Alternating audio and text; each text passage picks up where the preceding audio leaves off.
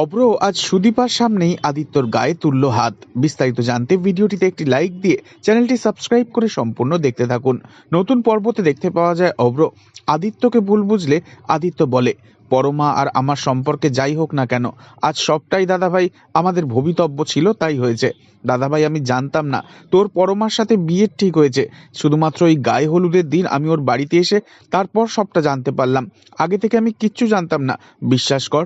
তখন অব্র রেগে গিয়ে আদিত্যর জামার কলার ধরে বলে, তাহলে আমাকে সেদিন তুই কেন সবটা বলিসনি? আমাকে কি তুই ভিক্ষে দিচ্ছিস?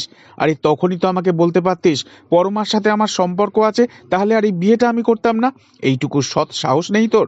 কেন ঠকালি আমাকে এভাবে?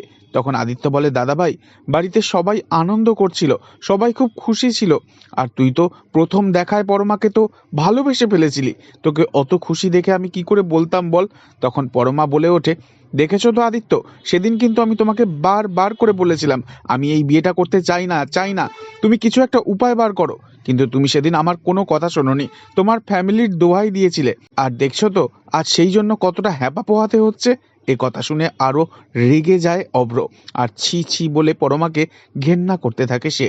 তবে কি এভাবেই বাড়বে ভুল বোঝাবুঝি, নাকি আমাদের সুদীপা তার দিদিমা অর্থাৎ দীপার আদর্শ মেনে ভালোবাসার দুটো মানুষকে ঠিক আগামী দিনে মিলিয়েই ছাড়বে নিজের জীবন বাজি রেখে? নেক্সট আপডেট জানতে অবশ্যই সাবস্ক্রাইব করে রাখবেন। ধন্যবাদ।